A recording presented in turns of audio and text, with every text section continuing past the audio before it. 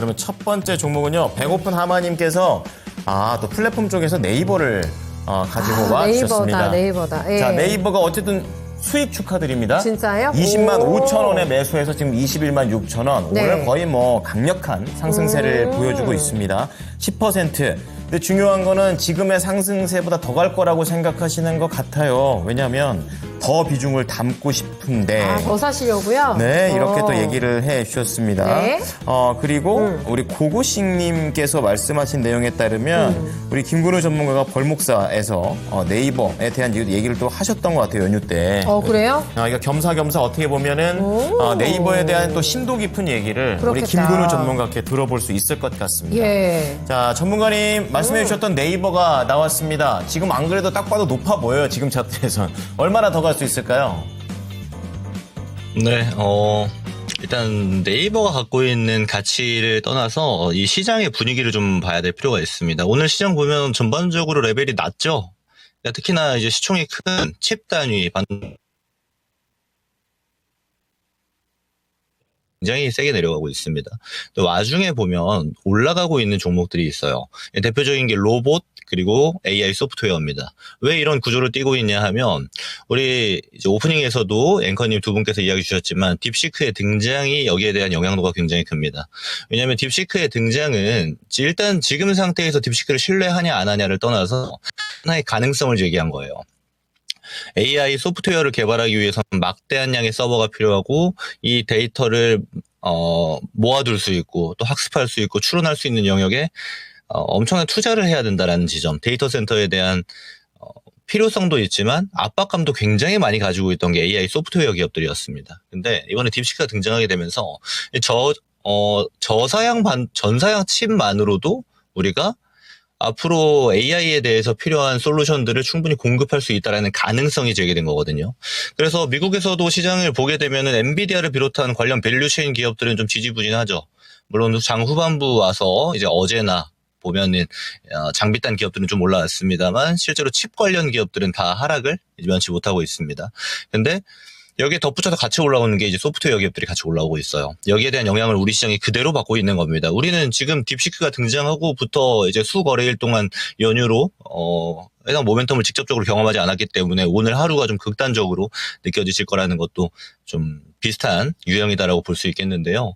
그럼 이 상태에서 당연하겠지만 AI 소프트웨어 기업들이 주목을 받는 큰 흐름에서 네이버가 그럼 갖고 있는 입지는 어떠냐 하면 저는 벌거벗은 종목사 이야기 주셨지만 국내에서는 가장 큰 이제 탑티어라고 저는 판단하고 있습니다. 실제로 AI에서도 가장 중요하게 지금 여기고 있는 게 클라우드 계열의 매출을 뽑아낼 수 있는가가 상당히 중요한데 빅테크들도 여기에 좀 혈안이 돼 있죠. 우리나라에서는 사실 네이버가 거의 유일합니다. 그리고요, 클라우드뿐 아니고 매출 단위로 보게 되면은 네이버 플랫폼 안에서 발생하고 있는 매출이 대부분 가파른 속도로 성장을 하고 있어요. 네이버의 크기 대비해서. 그럼 이렇다라는 거는 성장은 작년도부터 잘 진행되고 있는데 실제로 주가는 못 갔거든요. 그래서 제가 벌목사에서 이게 언제든지 상방으로 튀어도 이상하지 않다라고 이야기를 드렸던 거고 실제 오늘 움직임도 굉장히 유사한 형태다라고 판단을 하실 수가 있는 겁니다.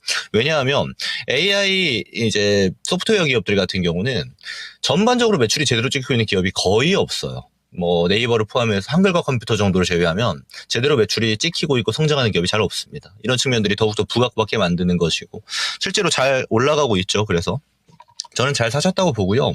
비중 추가를 좀 이야기해 주셨는데 지금 비중 추가는 저는 조금은 늦었다라고 판단을 합니다. 왜냐하면 단기 추세가 출발을 한 거여서 지금 상태에서 들어가게 되면은 또다시 이제 우리가 흔히 말해서 단기 고점에서 평단이 유지되는, 제가 그거 하지 말라고 말씀드리잖아요. 이렇게 놓치게 된 것들은 그냥 놓친 채로 지나가셔야 됩니다. 아까워하지 마시고요. 그리고 10% 비중이면 하나의 섹터 단위로 보게 되면 또 그중에서 하나의 종목으로 보게 되면 작은 비중은 아닙니다. 왜냐하면 우리가 포트를 구성할 때 10%씩 잡아도 10종목밖에 못 사요. 근데 거기 현금 비중도 가져가야 되니까 실제로는 적은 비중이 아니다라고 판단을 하시고 잘 끌고 가야 되는 이런 구조로 판단하시는 게 좋고요. 비중 추가는 언제 하셔야 되냐면 얘가 네이버가 악재 없이 지금처럼 시장이 비실비실한 영역으로 들어가서 혹여나 매수가 밑으로 간다면 그때 고려해야 되는 상황이다라고 보시면 됩니다. 그게 훨씬 더 좋고요. 그래서 가격 전략을 좀 드려보자라면은 저희 벌목사에서도 이야기 드렸지만 저는 이 중장기 타겟으로 보면 30만 원도 넘어갈 걸로 봅니다.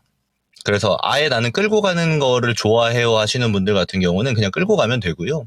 이거 단기 고점 생각하시는 분들 같은 경우는 여기 24만 원 레벨 있죠. 여기까지 보시면은 단기보다는 한 중기 정도의 중기 고점 라인 정도가 형성될 가능성이 좀 있으니까 24만 원을 1차적인 목표가로 두고 판단하면 되겠다. 비중 추가는 지금 하지 마시고 혹여나 시장이 좀 하락을 한다라면은 그때 추가할 걸 염두하셔라. 이렇게 의견 드리고 정리하겠습니다. 네, 지금 더 못 담아서 아쉽다 이런 얘기를 해주셨는데 어쨌든 추가 매수를 할 수 있는 타이밍과 그리고 그 조건들은 말씀을 드렸어요. 그런 가운데 단기 목표가는 24만 원, 그리고 중장기 목표가 30만 원 전망하고 계신다고 하니까 네. 뭐 앞자리 한번 바뀌는 거 보시려면 그냥 그대로 쭉 한번 마음 편하게 가져가는 것도 좋겠다 이런 생각을 해보게 됩니다.